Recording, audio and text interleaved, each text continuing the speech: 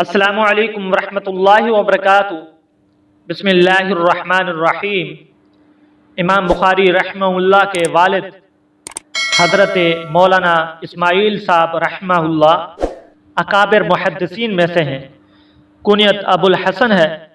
حضرت امام مالک کے خاص شاگردوں میں سے ہے، اور حضرت امام مالک کے علاوہ حماد بن زید اور ابو معاویہ عبداللہ بن مبارک رحمہ اللہ وغیرہ سے آپ نے احادیث روایت کی ہیں۔ احمد بن حفظ، نصر بن حسین وغیرہ آپ کے شاگرد ہیں۔ اس قدر پاک باز محتیاط تھے، خاص طور پر اکل حرام میں، کہ آپ کے مال میں ایک درہم بھی ایسا نہ تھا جسے مشکوک یا حرام قرار دیا جا سکے۔ ان کے شاگرد احمد بن حفظ کا بیان ہے کہ میں حضرت مولانا اسماعیل کی وفات کے وقت حاضر تھا۔ اس وقت آپ نے فرمایا کہ میں اپنے کمائے ہوئے مال میں ایک درہم بھی مشتبہ چھوڑ کر نہیں چلا ہوں۔ امام بخاری رحمہ اللہ قدس شہرہ بخارا میں بتاریخ 13 شوال 194 ہجری نماز جمعہ کے بعد پیدا ہوئے۔ یہ فخر امت میں کم ہی لوگوں کو حاصل ہوا ہے کہ باپ بھی محدث ہو اور بیٹا بھی محدث، بلکہ سید المحدثین۔ اللہ تعالیٰ نے یہ شرف حضرت امام بخاری رحمہ اللہ کو نصیب فرمایا۔ جس طرح حضرت یوسف علیہ السلام کو کریم ابن الکریم کہا گیا، حضرت امام بخاری بھی محدث ابن المحدث قرار پائے، مگر صدا افسوس کہ والد ماجد نے اپنے ہونہار فرزند کا علمی زمانہ نہیں دیکھا اور آپ کو بچپن ہی میں داغ رفاقت دے گئے۔ حضرت امام کی تربیت کی پوری ذمہ داری والدہ محترمہ پر آ گئی، جو نہایت ہی عبادت گزار شب بیدار خاتون تھی۔ والدین کی علمی شان و دینداری کے پیش نظر اندازہ لگایا جا سکتا ہے کہ حضرت امام کی تعلیم تربیت کس انداز کے ساتھ ہوگی۔ فنجار نے تاریخ بخارا میں اور اسی طرح شرح سنہ باب کرامات الاولیاء میں نقل کیا ہے کہ بچپن میں حضرت امام بخاری رحمہ اللہ کی بصارت نگاہ جاتی رہی تھی۔ والدہ ماجدہ کے لیے اپنی بیوگی کا صدمہ کم نہ تھا کہ اچانک یہ سانیہ پیش آیا۔ اتباع علاج سے عاجز آ گئے۔ والدہ ماجدہ اپنے یتیم بچے کی اس حالت پر رات دن روتی اور دعا کرتی۔ آخر ایک رات بعد عشاء مصلی پر ہی روتے روتے جو دعا کرتے کرتے آپ کو نیند آ گئی۔ خواب میں خلیل اللہ حضرت ابراہیم علیہ السلام تشریف لائے اور بشارت دی کہ تمہارے رونے اور دعا کرنے سے اللہ پاک نے تمہارے بچے کی بینائی درست کر دی ہے۔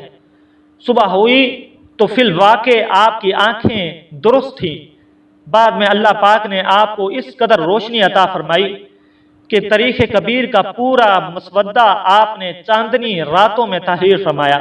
تاج الدین سبکی نے طبقات الکبریٰ میں لکھا ہے کہ دھوپ اور گرمی کی شدت میں حضرت امام نے طلب علم کے لیے سفر فرمایا تو دوبارہ آپ کی بینائی بالکل ختم ہو گئی۔ خراسان پہنچنے پر آپ نے کسی حکیم کے مشورہ سے سر کے بال صاف کرائے۔ اس نسخہ سے اللہ پاک نے آپ کو شفائے کاملہ عطا فرمائی۔ 10 سال کی عمر تھی کہ آپ مکتبی تعلیم سے فارغ ہو گئے، اور اسی ننھی عمر سے ہی آپ کو احادیث نبوی یاد کرنے کا شوق دامن گیر ہو گیا اور آپ مختلف حلقہ درس میں شرکت فرمانے لگے۔ شہر بخارا میں علوم قرآن و حدیث کے بہت سے مراکز تھے جہاں قال اللہ و قال رسول کی صدائیں بلند ہو رہی تھی۔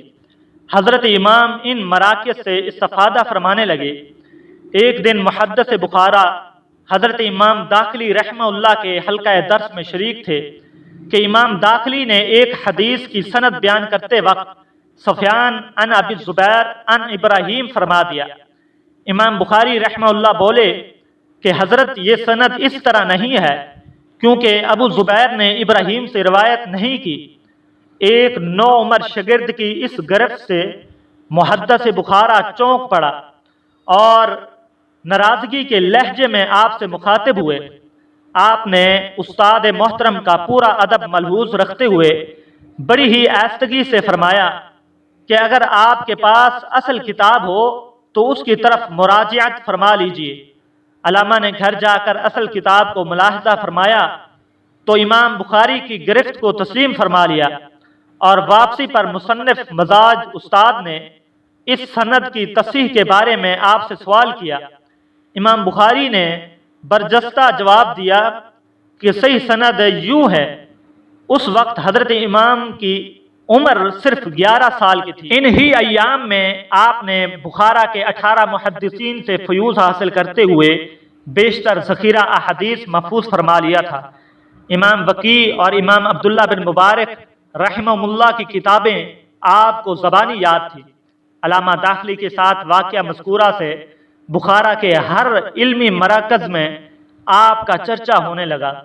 نوبت یہاں تک پہنچی کہ بڑے بڑے استادہ اکرام آپ کے حفظ ذہانت کے قائل ہونے لگے۔ علامہ بیکندی رحمہ اللہ، جو ایک مشہور محدث بخارا ہیں، فرمایا کرتے تھے کہ میرے حلقہ درس میں جب بھی محمد بن اسماعیل آ جاتے ہیں مجھ پر عالم خوف طاری ہو جاتا ہے۔ ایک دن ان علامہ کی خدمت میں ایک بزرگ سلیم بن مجاہد حاضر ہوئے۔ آپ نے ان سے فرمایا کہ اگر تم ذرا پہلے آ جاتے تو ایک ایسا ہونہار نوجوان دیکھتے جسے 70,000 حدیثیں حفظ ہے۔ سلیم بن مجاہد یہ سن کر حیرت زدہ ہو گئے اور حضرت امام کی ملاقات کے شوق میں نکلے۔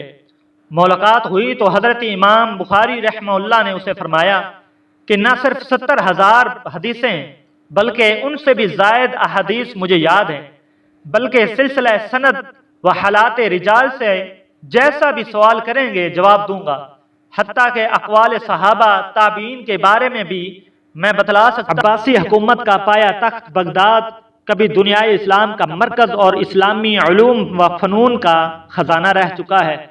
یہی حضرت سید المحدثین امام بخاری رحمہ اللہ کی شہرت علمی قبولیت کا زمانہ ہے۔ متکلمین، محدثین، فقہاء، مفسرین اطراف عالم سے سمٹ کر بغداد میں جمع ہو چکے تھے۔ اس دور میں حضرت امام بخاری رحمہ اللہ بغداد میں تشریف لائے۔ پورا بغداد آپ کی شہرت سے گونج اٹھا۔ ہر مسجد، ہر مدرسہ، ہر خانگاہ میں آپ کے ذہن، حفظ ذہانت، مہارت حدیث کا چرچا ہونے لگا۔ آخر دارالخلافہ کے بعض محدثین نے آپ کے امتحان کی ایک ترکیب سوچی، وہ یہ کہ 100 احادیث نبوی میں سے ہر حدیث کی سند دوسری حدیث کے متن میں ملا دی اور ان کو 10 آدمیوں پر برابر تقسیم کر دیا، اور مقررہ تاریخ پر مجمع عام میں آپ کے امتحان کا فیصلہ کیا گیا۔ چنانچہ مقررہ وقت پر پورا شہر امڑ آیا۔ ان 10 آدمیوں نے نمبر وار اختلاط کی ہوئی احادیث امام صاحب کے سامنے پڑھنا شروع کی اور آپ سے جواب طلب کرنا چاہا، مگر آپ ہر شخص اور ہر حدیث کے بارے میں یہی فرماتے رہے کہ میں اس حدیث کو نہیں جانتا۔ اس طرح جب 100 احادیث ختم ہو چکی تو لوگوں میں چہمگائیاں شروع ہوئیں۔ کسی کا خیال تھا امام حقیقت حال کو پہچان چکے ہیں، اور کسی کا خیال تھا کہ امام نے محدثین بغداد کے سامنے ہتھیار ڈال دیے ہیں۔ امام المحدثین امام بخاری رحمہ اللہ اسی وقت کھڑے ہو کر پہلے سائل کی طرف متوجہ ہوئے اور فرمایا، یعنی تم نے پہلی حدیث جس سند سے بیان کی تھی وہ غلط تھی، اس کی اصل سند یہ ہے۔ اس طرح آپ نے 10ویں اشخاص کی سنائی 100 احادیث کو بالکل صحیح درست کر کے بے ترتیب سوالات پڑھ کر سنا دیا۔ اس خداداد حافظہ مہارت فن حدیث کو دیکھ کر اہل بغداد حیرت زدہ ہو گئے اور بلا اتفاق تسلیم کر لیا گیا کہ فن حدیث میں عصر حاضر میں آپ کا کوئی ثانی نہیں ہے۔ امام بخاری رحمہ اللہ اس بارے میں خود فرماتے ہیں کہ میں نے کوئی حدیث اس کتاب میں اس وقت تک داخل نہیں کی جب تک غسل کر کے 2 رکعت نماز ادا نہ کر لی ہو۔ بیت اللہ شریف میں اسے میں نے تالیف کیا اور 2 رکعت نماز پڑھ کر ہر حدیث کے لیے استخارہ کیا۔ مجھے جب ہر طرح اس حدیث کی صحت کا یقین ہوا تب میں نے اس کے اندراج کے لیے قلم اٹھایا۔ اس کو میں نے اپنی نجات کے لیے حجت بنایا ہے، اور 6 لاکھ احادیثوں سے چھانٹ کر میں نے اسے جمع کیا ہے۔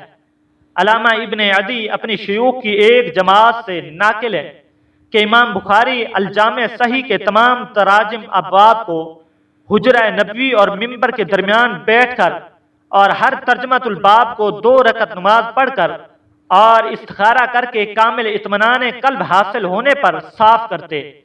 وراق نے اپنے ایک واقعہ بیان کیا ہے کہ میں امام بخاری کے ساتھ تھا، میں نے آپ کو کتاب التفسیر لکھنے میں دیکھا کہ رات میں 15-20 مرتبہ اٹھتے، چکموک سے آگ روشن کرتے اور چراغ جلاتے اور حدیثوں پر نشان دے کر سو رہتے۔ اس سے پتہ چلتا ہے کہ امام صاحب سفر حضر میں ہر جگہ تالیف کتاب میں مشغول رہا کرتے تھے، اور جب بھی جہاں بھی کسی حدیث کے صحیح ہونے کا یقین ہو جاتا اس پر نشان لگا دیتے۔ اس طرح 3 مرتبہ آپ نے اپنے ذخیرہ پر نظر فرمائی۔ آخر تراجم ابواب کی ترتیب اور تہذیب اور ہر باب کے تحت حدیثوں کا درج کرنا، اس کو امام صاحب نے ایک بار حرم محترم اور دوسری بار مدینہ منورہ مسجد نبی ممبر اور محراب نبی کے درمیان بیٹھ کر انجام دیا۔ اسی تراجم ابواب کی تہذیب و تبویب کے وقت جو حدیثیں ابواب کے تحت لکھتے پہلے غسل کر کے استخارہ کر لیتے۔ اس طرح پورے 16 سال کی مدت میں اس عظیم کتاب کی تالیف سے فارغ ہوئے۔ خالد بن زہلی حاکم بخارا وہ حضرت سید المحدثین سے محض اس بنا پر کہ آپ نے درس حدیث کے لیے شاہی دربار میں جانے اور اس کے صاحبزادوں کے لیے وقت مخصوص کرنے سے انکار فرما دیا تھا، مخالفت پر آمادہ ہو گیا اور چاہتا تھا کہ کسی بہانے سے حضرت امام بخاری کو شہر بخارا سے نکال دیا جائے، جس میں وہ اس زمانہ کے علماء سو کے تعاون سے کامیاب ہو گیا۔ انہوں نے حضرت امام بخاری پر عقائد کے بارے میں الزام لگایا اور پھر حفظ امن کے بہانے سے حضرت امام بخاری کو بخارا سے نکل جانے کا حکم دے دیا۔ آپ ناراض ہو کر بخارا سے یہ کہتے ہوئے نکلے کہ خداوند ان لوگوں نے میرے ساتھ جو ارادہ کیا تھا وہی صورتحال ان کو اپنے اور ان کے اہل و عیال کے بارے میں دکھلا دے۔ مظلوم امام بخاری رحمہ اللہ کی دعا قبول ہوئی اور 1 ماہ بھی نہ گزرا تھا کہ زہلی امیر طاہر کے حکم سے معزول کر کے گدے پر پھرایا گیا اور قید میں ڈال دیا گیا۔ حریث بن ابی ورقہ جو آپ کے نکلوانے میں سازشی تھا، اس کو اور اس کے گھر والوں کو سخت مصیبت پیش آئی۔ ذوقار سامعین محترم، دنیا کا یہی دستور ہے۔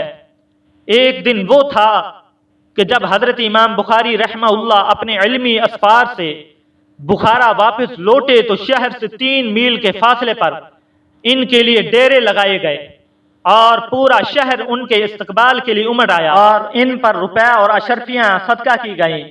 ایک دن آج ہے کہ حضرت امام کو اپنے وطن مالوف سے نکالا جا رہا ہے اور وہ بے کسی کی حالت میں وطن سے بے وطن ہو رہے ہیں۔ آپ بخارا سے چل کر بیکند پہنچے، وہاں سے سمرقند والوں کی دعوت پر سمرقند کے لیے دعوت قبول فرمائی۔ خرتنگ نامی ایک گاؤں میں جو مسافات سمرقند سے تھا، آپ پہنچے ہی تھے کہ طبیعت خراب ہو گئی اور وہاں اپنے اقربا میں اتر گئے۔ ایک رات آپ نے اللہ تعالی سے دعا کی، اے الہ العالمین، اب زمین میرے لیے تنگ نظر آ رہی ہے، بہتر ہے کہ تو مجھے اپنے پاس بلا لے۔ آخر 13 دن کم 22 سال کی عمر میں یہ آفتاب حدیث خرتنگ کی زمین میں غائب ہو گیا۔ انا للہ و انا الیہ راجعون۔ روح پرواز کر جانے کے بعد بھی برابر جسم پر پسینہ جاری رہا، یہاں تک کہ آپ کو غسل دے کر کفن میں لپیٹ دیا گیا۔ کچھ لوگ سمرقند لے جانے کے خواہش مند ہوئے، مگر خرتنگ ہی میں دفن کے لیے اتفاق ہو گیا۔ عید الفطر کے دن نماز ظہر کے بعد آپ کا جنازہ اٹھایا گیا۔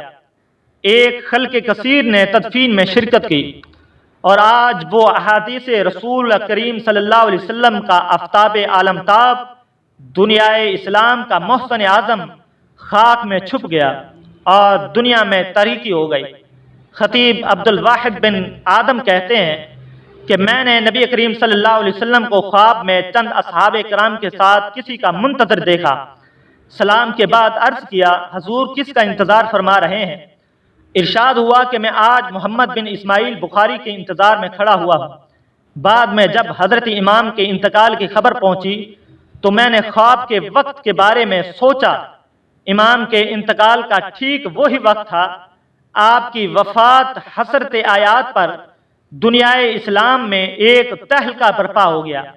ہر شہر و قریہ میں مسلمانوں نے اظہار غم کیا اور آپ کے لیے دعائے مغفرت کی۔ علماء امت اور مشاہیر اسلام نے اس سانے پر بہت سے مقولہ جات اور اشعار لکھے جو کتب تاریخ میں لکھے ہوئے ہیں۔ امام المسلمین امیر المحدثین حضرت امام ابو عبداللہ محمد بن اسماعیل بخاری رحمہ اللہ اسلام کے ان مایہ ناز فرزندوں میں سے ہیں جن کا نام اسلام اور قرآن کے ساتھ ساتھ دنیا میں زندہ رہے گا۔ احادیث رسول کریم صلی اللہ علیہ وسلم کی جانچ پڑتال، پھر ان کی جمع و ترتیب پر آپ کی مسعی جمیلہ کو آنے والی تمام مسلمان نسلیں خراج تحسین پیش کرتی رہیں گی۔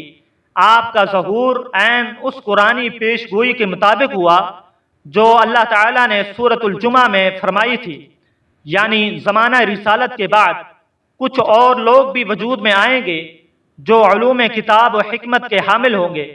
حضرت امام بخاری رحمہ اللہ یقیناً انہی پاک نفوس کے سرخیل ہیں۔ نبی کریم صلی اللہ علیہ وسلم نے فرمایا تھا کہ آل فارس میں سے کچھ ایسے لوگ پیدا ہوں گے کہ اگر دینی علوم سریا ستارے پر ہوں گے تو وہاں سے بھی ان کو ڈھونڈ نکالیں گے۔ مبارک ہے وہ فارسی خاندان جس میں حضرت امیر المحدثین امام بخاری رحمہ اللہ نے جنم لیا، اور آپ نے اپنی علمی کاوشوں سے رسالت میں آپ صلی اللہ علیہ وسلم کی پیش گوئی کو حرف بہ حرف صحیح کر کے دکھلا دیا۔ حضرت امام بخاری رحمہ اللہ کی سیرت پاکیزہ اور حیات طیبہ پر ان 1200 برسوں میں بہت سی کتابیں لکھی گئی ہیں، جن میں سے آج بہت سی نایاب بھی ہو چکی ہیں اور بہت سی موجود بھی ہیں۔ عربی فارسی کے علاوہ اردو میں بھی کافی مواد موجود ہے۔ اللہ تعالی حضرت امیر المحدثین امام بخاری رحمہ اللہ کی قبر پر اپنی رحمتوں کی بارش برسائے۔